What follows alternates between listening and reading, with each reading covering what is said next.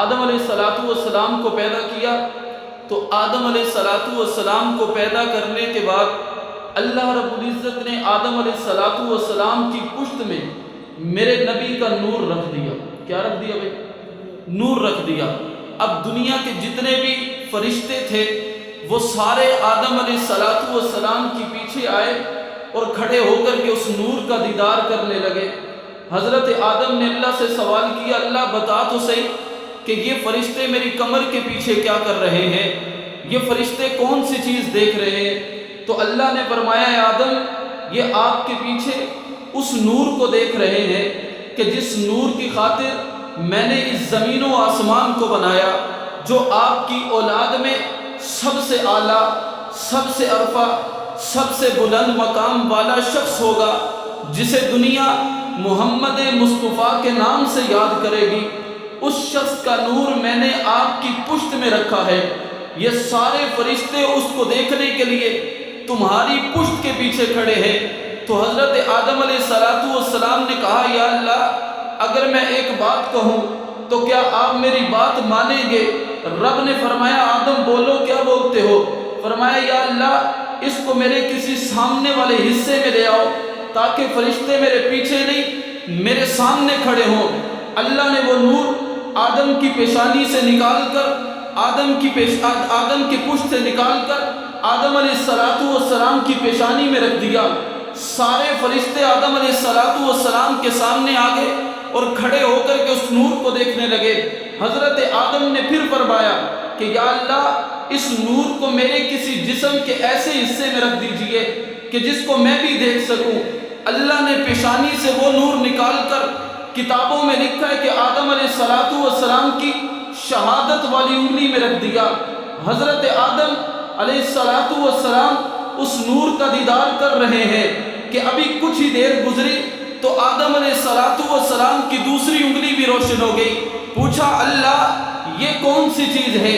یہ نور تو محمد مصطفیٰ کا ہے، یہ ساتھ والا نور کس کا ہے جو اس کے ساتھ ملا ہوا ہے؟ یہ جو دوسری انگلی میں نور ہے یہ کون سا نور ہے؟ تو اللہ نے فرمایا، اے آدم یہ تیری شہادت والی انگلی میں محمد مصطفیٰ کا نور ہے اور دوسری انگلی میں ابو بکر صدیق کا نور ہے۔ کس کا نور ہے بھائی؟ ابو بکر صدیق کا نور ہے۔ پھر کتاب میں لکھا ہوا ہے آدم علیہ السلام کی باقی تینوں انگلیاں بھی روشن ہوئی۔ فرمایا، یا اللہ یہ کس کا نور ہے؟ اللہ رب العزت نے فرمایا، تمہاری تیسری انگلی میں حضرت فاروق اعظم کا نور ہے، چوتھی میں حضرت عثمان کا نور ہے، پانچویں میں حضرت علی کا نور ہے۔ تو ابو بکر وہ ہے کہ جس کو اللہ نے عالم ارواح میں بھی میرے پیغمبر کے ساتھ رکھا اور عالم برزخ میں بھی میرے پیغمبر کے ساتھ ہے، جنت میں بھی ابو بکر میرے پیغمبر کے ساتھ ہوگا۔ کس کے ساتھ ہوگا بھائی؟ پیغمبر کے ساتھ ہوگا۔ تو آج ہم اس شخصیت کا تذکرہ اور ذکر کرنے کے لیے یہاں پر جمع ہوئے ہیں۔ میرے دوستو، ابو بکر صدیق رضی اللہ تعالیٰ عنہ، قرآن پاک سے ان کی افضلیت پر ایک دلیل آپ لوگوں کے سامنے رکھ کر مختصر بات کر کے اجازت چاہوں گا۔ آج ابو بکر صدیق کی افضلیت کو ٹھکرایا جاتا ہے اور کہا جاتا ہے کہ جناب امت میں افضل فلاں شخص ہے، فلاں افضل ہے، فلاں مقام والا ہے، فلاں مرتبے والا ہے۔ پہلے یہ بات ذہن میں رکھیں کہ علماء اہل سنت دیوبند کا یہ نظریہ اور عقیدہ ہے کہ ہم کسی کی شان کسی کے مقابلے میں لا کر بیان کرتے، بولے بھائی مقابلے میں بیان کرتے، ہم ہر کسی کی شان، ہر کسی کا مقام، ہر کسی کا مرتبہ، اس کی افضلیت اس کے مقام پر رکھ کر بیان کرتے اور وہی کچھ بتاتے ہیں جو رب کے قرآن میں ہے یا محمد کے فرمان میں ہے۔ کہاں پر ہے بھائی؟ رب کے قرآن میں یا محمد کے فرمان میں ہے۔ تو ابو بکر صدیق رضی اللہ تعالیٰ عنہ کو اللہ رب العزت نے اس امت میں آقا کے بعد سب سے افضل بنایا ہے۔ کیا بنایا بھائی؟ بولیں، سب بولیں بھائی، سب سے افضل بنایا ہے، اعلیٰ بنایا ہے، مقام والا بنایا ہے۔ آج کچھ لوگ کہتے ہیں نہیں صدیق اکبر افضل نہیں ہے، فلاں صحابی افضل ہیں، فلاں اہل بیت کا شخص افضل ہے۔ میں نے کہا یہ قرآن پاک سے ہی پوچھتے ہیں۔ آج طالب علم اپنی کلاس میں بیٹھا ہو، کوئی مسئلہ سامنے آ جائے، وہ سب سے پہلے قرآن کو کھولتا ہے اور قرآن میں دیکھتا ہے یہ مسئلہ کیا ہے۔ میں نے کہا قرآن تو سارے طالب علموں کو مسئلہ بتاتا ہے، سارے علماء کو مسئلہ بتاتا ہے، سارے مفقہین مدرسین کو مسئلہ بتاتا ہے، مفتیان کو مسئلہ بتاتا ہے۔ ذرا آج مجھے بھی بتانا کہ اس امت میں اعلیٰ ہونے کا معیار کون سا ہے، اس امت میں مقام کا، مرتبے کا معیار کیا ہے، افضلیت کا معیار کیا ہے؟ ہم کس کو دیکھیں کہ اس امت میں آقا کے بعد افضل کون ہے، مقام والا کون ہے، مرتبے والا کون ہے؟ تو قرآن کہتا ہے ان اکرمکم عند اللہ اتقاکم، کہ تم میں افضل وہ ہے، تم میں پرہیزگار جو ہوگا وہ سب سے بڑا افضل ہوگا، تم میں متقی افضل ہے، تم میں تقوی والا اعلیٰ ہے، تم میں تقوی والا مقام والا ہے۔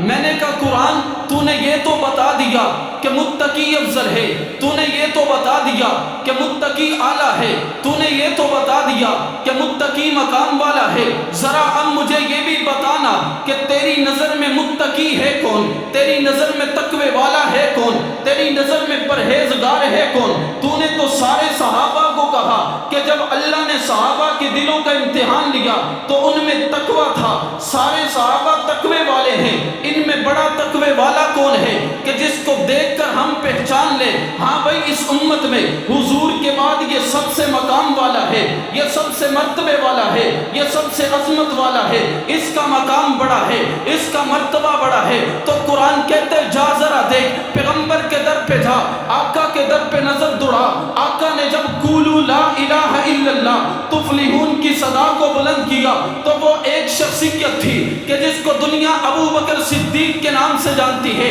وہ ابو بکر صدیق جو ہر چیز چھوڑ چھاڑ کر پیغمبر کے قدموں میں آ گیا، اور پیغمبر کے قدموں میں آنے کے بعد ابو بکر نے کہا تھا آقا میری تین خواہشیں ہیں، میری تین آرزویں ہیں، میری تین جستجویں ہیں۔ آقا نے کہا ابو بکر بتا تو صحیح نا تیری پہلی خواہش کیا ہے؟ ابو بکر کہتے ہیں آقا میری پہلی خواہش یہ ہے کہ مال ابو بکر کا ہو، خرچ کرنے والا ہاتھ محمد الرسول اللہ کا ہو۔ آقا ابو بکر بتائیے تمہاری دوسری خواہش کون سی ہے؟ ابو بکر کہتے ہیں آقا میری دوسری خواہش یہ ہے کہ بیٹی ابو بکر کی ہو، محمد مصطفیٰ کا بستر ہو۔ ابو بکر اپنی عزت محمد مصطفیٰ میں نچھاور کرنا چاہتا ہے۔ ابو بکر بتائیے تو صحیح نا آپ کی تیسری خواہش کون سی ہے؟ ابو بکر کہتے ہیں آقا میری تیسری خواہش یہ ہے کہ آنکھیں ابو بکر صدیق کی ہوں، چہرہ محمد مصطفیٰ کا ہو، دیدار کرنے والا ابو بکر ہو، دکھانے والا چہرہ محمد مصطفیٰ کا ہو۔ یہ پہلی خواہش جو مال کی خواہش تھی، ابو بکر نے اس خواہش کو یوں پورا کیا کہ جب اسلام قبول کیا تو 40,000 درہم ابو بکر کے پاس تھے۔ ابو بکر نے کوئی گھر پہ نہیں چھوڑا، اٹھا کر پیغمبر کے قدموں میں رکھ دیا، ہر چیز لٹانے لگ گیا، قربان کرنے لگ گیا، ہر چیز دینے لگ گیا۔ ابھی مولانا بیان کر رہے تھے کہ حضرت بلال کو جب تپتی ریتوں پہ لٹایا جاتا ابو بکر سے برداشت نہ ہوا، ابو بکر نے بلال کو آزاد کروایا۔ حضرت ابو نافع کو جب کوڑے مارے جاتے حضرت ابو بکر سے برداشت نہ ہوا، حضرت ابو بکر نے ان کو بھی آزاد کروایا، غلاموں کو آزاد کروایا، محمد مصطفیٰ پر مال لٹانا شروع کیا۔ مکہ کے لوگوں نے باتیں شروع کی، کسی نے کہا کہ ابو بکر بڑا بننے کے لیے کر رہا ہے، کسی نے کہا کہ ابو بکر چودھری بننے کے لیے کر رہا ہے، کسی نے کہا کہ ابو بکر صدیق وڈیرا بننے کے لیے کر رہا ہے۔ ابو بکر نے کسی کی پرواہ نہیں کی۔ جب بات ابو بکر کے باپ تک پہنچی، باپ نے ابو بکر کو بلایا اور بلانے کے بعد کہا اے بیٹا میں نے تجھے مال دیا تھا تجارت کے لیے، میں نے تجھے مال دیا تھا تجارت کے لیے، کپڑا خریدنے کے لیے، دکانیں بنانے کے لیے، لیکن مجھے کیا پتا چل رہا ہے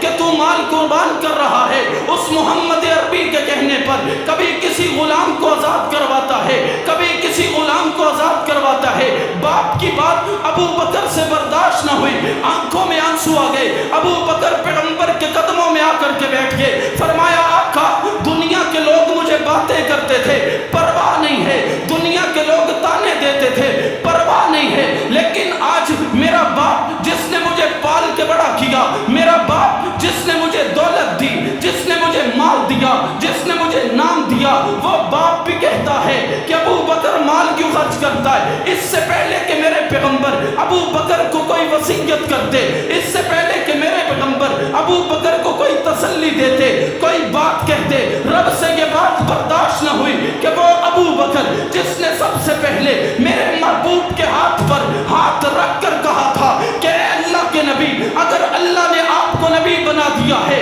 تو ابو بکر آپ کا امتی ہے، اگر اللہ نے آپ کو امام بنا دیا ہے تو ابو بکر آپ کا نمازی ہے، اگر اللہ نے آپ کو خطیب بنا دیا ہے تو ابو بکر آپ کا مخاطب ہے۔ وہ ابو بکر آج پریشان ہے، رب نے جبرائیل کو کہہ دیا، جبرائیل جا ذرا اتر کر کے میری طرف سے ابو بکر کو تسلی دے کر آ، میری طرف سے ابو بکر کو دلاسا دے کر آ۔ جبرائیل پیغمبر کے دربار میں آئے اور وہ کیا لے کر آئے تھے؟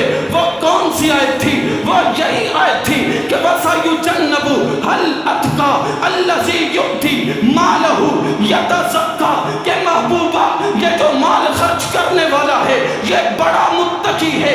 اتقا کہہ کر بتایا جو سب سے بڑا متقی ہے وہ ابو بکر صدیق ہے۔ تو پتہ چلتا ہے ایک طرف قرآن کہے متقی اعلیٰ ہے، ایک طرف قرآن کہے متقی افضل ہے، ایک طرف قرآن کہے متقی مقام والا ہے، دوسری طرف قرآن کہے کہ جو سب سے بڑا متقی ہے وہ ابو بکر صدیق ہے۔ اے ابو بکر تیری عظمت پہ قربان جاؤں، تیرے